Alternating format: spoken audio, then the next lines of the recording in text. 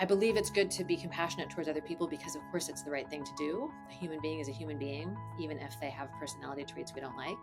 But in addition, there always is the chance that your kindness will change the trajectory of even the life of a person who, by all accounts, is a pretty malign person beyond help. Hello. I'm back with Abby Marsh. Abby and I talked like 4 years ago in the middle of a strange pandemic, bleak, emotional winter. But the conversation we had, I can say truly that I think about it all the time, about the power of empathy and then the ability of some people to move toward fear and danger almost intrinsically. And I really had not thought about this, is the reverse, people who are incapable of experiencing empathy toward another. And so I wanted to talk again to the marvelous Abby because she's always working on something. So, my dear, first of all, hey, it's so good to see your face. It's so lovely to see you. What are you working on, my dear? The next thing we're working on is actually trying to identify the kind of deepest roots, at least in the brain, of the decision to help. Because there have been some incredibly tantalizing studies in other species recently that suggest that there are cell pathways, neuron pathways in our brain that have the explicit job of encoding how our choices will affect someone else, right? So even monkeys and rats seem to have those cells. Like they literally, that is their purpose, which there's nothing that I think supports the idea that we are fundamentally social, we are fundamentally interconnected, as that we have cells in our brain that's their only job, right? We don't have the same tools that animal researchers do, thank goodness, because if you've ever seen those setups, we would never do that to people. However, we do have some technology to try to identify those same pathways in people, right? Do we have pathways in our brain, to the best we can tell using our tools, that's what they're doing, is trying to calculate how our choices will affect others? And are those pathways working differently in people who are unusually altruistic, right, who make choices to help others, typical? And then this is the first time in the upcoming study we're doing where we'll be directly comparing very altruistic people with psychopathic people to see if in a single study do they respond the opposite way to in terms of their brain activity, to the choice to help other people at some risk or some sacrifice to themselves. Every time I listen to you, I realize that I have not closed my mouth because I'm so genuinely surprised by the connections that you can make. Because I mean, so much of our popular understanding of psychopathy is, I mean, it's quite, there's such a morbid curiosity, but it doesn't sound like it's terribly helpful. What are some of the sort of popular conceptions, do you think? Because it seems mostly like it's murder podcasts. People love a murder podcast. So, and this relates to some other work we're doing right now. People really have, I think, misplaced faith in their understanding of psychopathy and their ability to detect whether somebody they're interacting with is psychopathic. And we have a study we're working on now also where we've interviewed a bunch of strangers, assessed their psychopathy, and then have other people watch interviews with them and try to predict how psychopathic they really are. And in general, we find that people are either completely, there's no accuracy at all, or they're either the opposite of accurate, right? They think the most psychopathic people are actually the least psychopathic people, and vice versa. It's because people, I think, confuse being nice with being kind, or being friendly with being kind. Maybe because we confuse the way that somebody makes us feel with the way that they really are.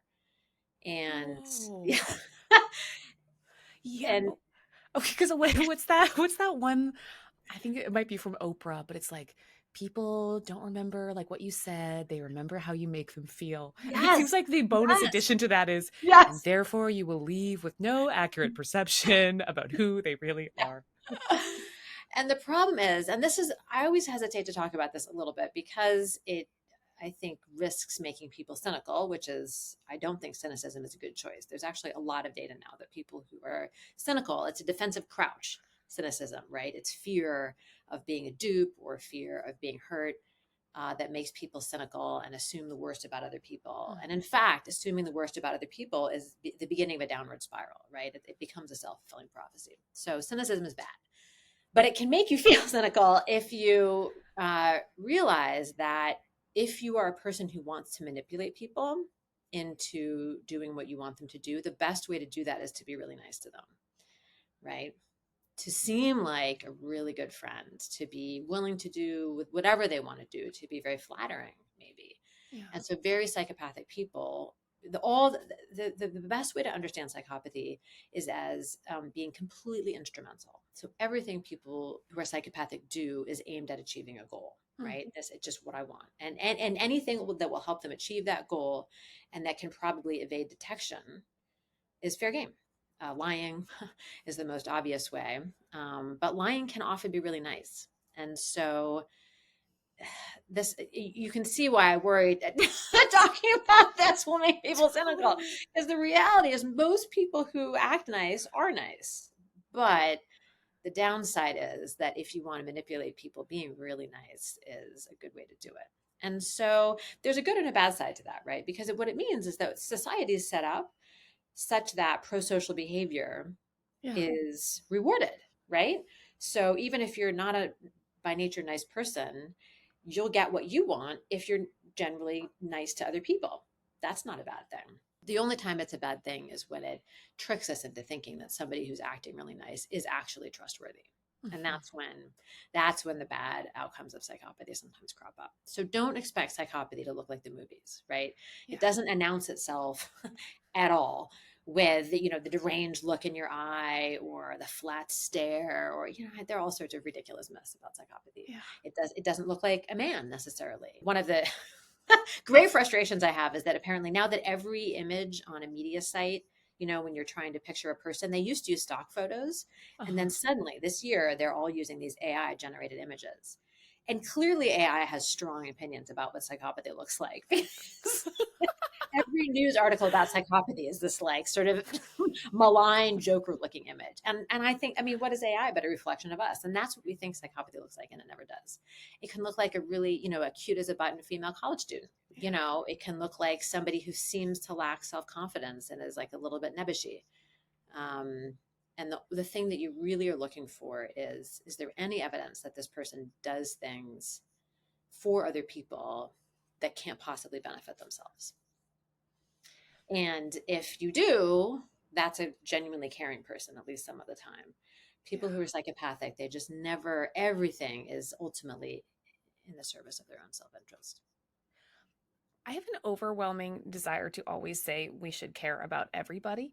Mm, But there's something about the fear that other people don't care about us that immediately then creates a limit to empathy. Well, like it feels like you're describing a category of person that we're just supposed to not care about yeah, then. So, how can, why should we extend our empathy?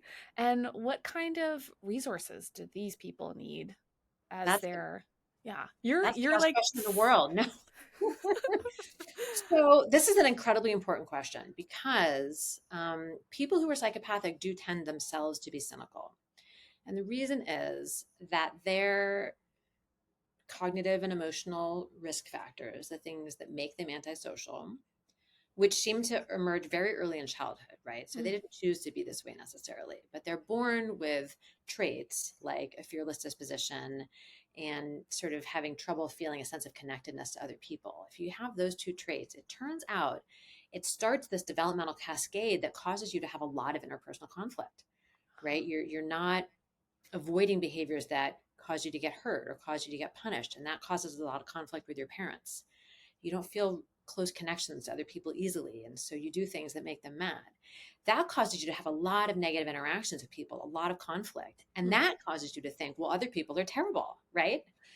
Why would anybody think that other people are worth helping, are worth treating kindly? Because look how nasty they are. What they're not seeing is their own role in eliciting that mm. behavior from other people. And there are incredible stories out there of even people who are pretty malign or callous having these unexpected encounters with people who treat them with kindness and force them right? That's what's called a prediction error in psychology, right? I was predicting something would happen, that people are bad, people are bad, people are bad. And here's somebody who had every right to treat me badly, and they were kind anyways. And prediction errors are the root of all learning, right? That cause you to rethink your frameworks, that cause you to have to realize that your understanding of the world is incomplete. There are instances where people who were even pretty malign were treated kindly by somebody in a way that was so surprising to them that it did change the trajectory of their behavior towards other people, because it forced them to reconsider their assumptions about other human beings. And so I believe it's good to be compassionate towards other people because, of course, it's the right thing to do. A human being is a human being, even if they have personality traits we don't like.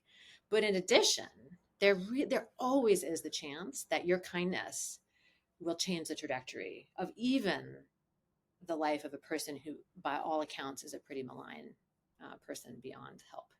If, say, you're a parent or you're somebody, you're in a caregiving role in any way, and you notice behavior that may be psychopathic or have some iteration of like oppositional defiance disorder or any kind of these, I guess, like antisocial, is that what Yeah. we would describe it as? Yeah. I'm like learning all the words as I'm staring at your face, Abby. How do you direct people who are kind of in that discernment process of like what's going on and what they as a caregiver might need? So these disorders, you could sort of loosely bend them as disruptive behavior disorders in children, conduct disorder, oppositional defiant disorder, or an even broader umbrella is disorders of aggression, Hmm. like psychopathy is included in that. They're common, right? So 1 to 5% of the population may have one of these disorders or be eligible for one of them. That's a lot of people. Wow, that's a very Yeah, high number. yeah, And sorry, yeah. and sorry if you told me this before, but like among the 1 to 5%, what Mhm. percentage does psychopathy represent? Well, it's tricky to say because it is a continuously varying set of symptoms in the population. So there's no Yeah, real cutoff point. It's not like it's a group of sure. people with a And clear. there's a, it's actually, I used to make breakfast for the Minnesota Atheist Society as part of my college job.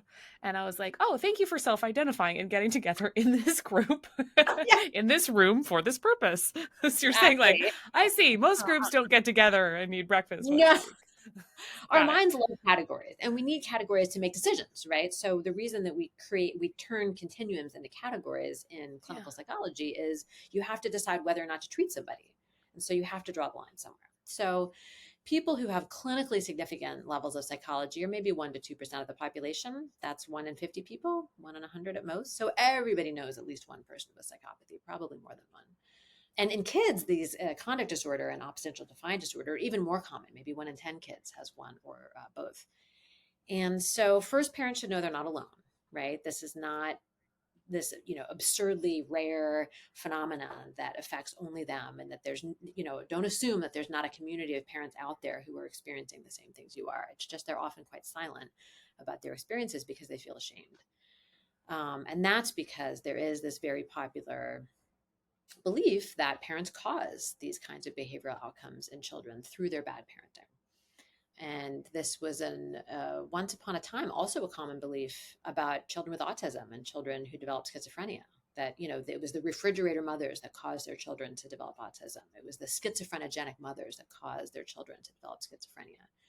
And luckily, as research has progressed, we've understood that that's not correct, right? That it's not; these are not disorders caused by bad parenting. And so parents of children with these traits need to understand that the same thing is true. That said, the good news is there are things parents can do to help their kids. And that by far most successful treatment therapies are parent administered treatments. So a therapist basically teaches you the kinds of practices to use with your kids that can help to redirect their behavior. And in a Huh. lot of cases can change the trajectory along which that child is developing so that they can flourish, so that they can live a good life. And the essence of all of these therapies is the same, although there's lots of different kinds. And that's that you have to start with a foundation of care and love as a parent with your child, obviously, right? Any productive and fulfilling relationship has to have a strong foundation of care and love. Your kid needs to know you love them, right? You need to make it clear with your words, with your touch, right? With the activities that you do together. You have to have that. That said, despite a lot of memes out there that love is all children need, that is not all they need. They definitely do need it. It is necessary, but it is And not and sufficient. Yes, exactly. It's a good start, but it is not a good end. And so the next thing that children need is to learn the rules by which people can form productive social relationships, that they can't do anything they want and have good relationships with other people, right? Most children pick this up on their own, right? They don't need a lot of special training because they have the neural architecture to just simply learn, oh, if I do that, that upsets that person. I won't do that anymore. Kids who are at risk for developing psychopathy or other disorders of aggression, they don't have that, right? They don't learn that easily and implicitly. And so you as a parent have to create sort of a learning environment that helps support basically a child with a learning disability, you could say, and make sure that they only get the rewards they're looking for when they engage in pro-social good behavior, right? You don't want to rely on punishment because they don't really respond to punishment, but they are getting rewarded by their naughty behaviors. They do find that intrinsically rewarding. You have to find what those rewards are that they're getting, whether that's getting a rise out of somebody, getting Mhm. status from their peers by acting out, Yeah. and you have to make sure that they're getting the rewards they're seeking when they do the good things and not the bad things. And that takes discipline on a parent's part. That's hard. Yes. It's difficult for parents, but the reward is you end up with a child who is somebody who has productive positive relationships with you and with other people. Yeah. The way I picture it when you describe it, it makes me picture like the whatever like the worldview has to be externally built around them, and they have to be Yeah. able to see all the walls and the ceiling because they Y- can't. Yeah. No, tell me. yeah, exactly. No, I mean, you know, imagine a child who just doesn't, when they're punished for doing something wrong, like with a timeout, it just doesn't have any effect on their behavior, right? Yeah. I don't know, they break their brother's toy, you give them a timeout, and it doesn't have any effect on whether they're going to break their brother's toy again. Like that's what you're starting with. And Yeah. that's not, no parent can handle that kind of a child on their Yeah. own.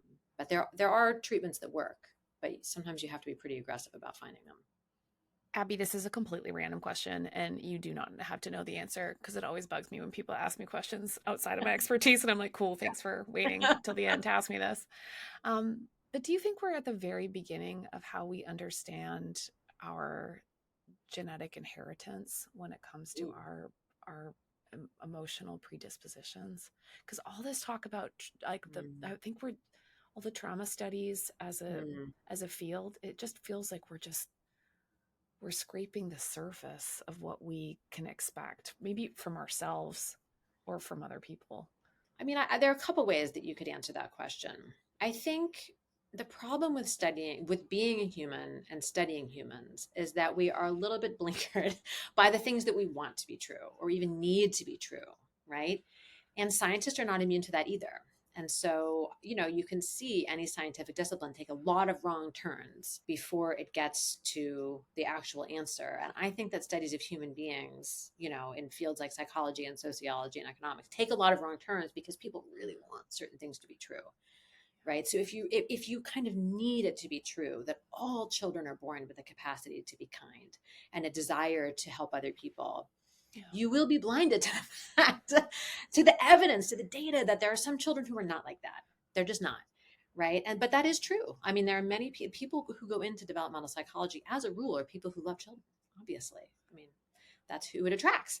And so I think, there are some who I think are a little bit resistant to the idea that there are some children due to inborn differences struggle to value kindness. It doesn't mean they can't learn, but it's not easy for them. Mm. There's just something in them that predisposes them to callousness. So I shouldn't have said incapable of. I should have Yeah, said, what's the right way to say it? Not incapable of. They would say like need needs like a framework and support yeah, to yeah, move toward. yeah, Is that better? yeah, right. And the way I think about it, and this is actually to me, this is what the like learning more about genetics can help us with the most. And we don't really understand the details, but we do understand the general idea, which is that each one of us does have, different genes that predispose us to certain kind of windows of potential, right? I, for example, am 5 feet tall, right? And if you saw my family, that would not be a surprise at all. Maybe a little bit of surprise because I do have some tall relatives, in the mix. But most of them are not tall, right? And so but I had a perfectly, extremely fortunate childhood in the sense that I never underwent, nutritional deprivation or anything like that. And so even though I'm only 5 feet tall, I'm probably at the top end of what my range was, right? Yeah. Now nobody could have predicted that when I was a kid, what my range would be or where I would end up in it. But there was a range that I was going to be restricted to, and that's true of every trait, right? When it comes to compassion, when it comes to anxiety, right? Each one of us probably has a somewhat preset range, and our life experiences will dictate where we end up in that range. But that's sometimes invisible to us, that there were constraints in the background all along. So what's difficult for people is to look at a child who had a really nice childhood, really nice parents who were trying really hard and every advantage and still ended up kind of a callous, unkind person. And they're like, well, but that makes more sense if you think about it in terms of genetic potential. That person may have had the genetic potential to be way worse. And those nice parents and that lovely home and everybody trying really hard, they're a jerk, but they're at the top of their personal end of their constraints.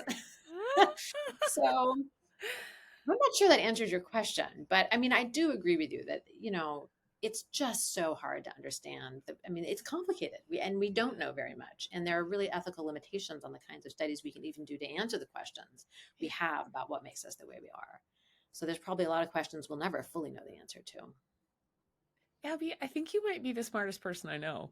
And I'd like to use that information to notify other people. No, that's definitely not true. I mean, the beauty about being in academia is that you're humbled all the time by how much everybody around you knows that you don't know.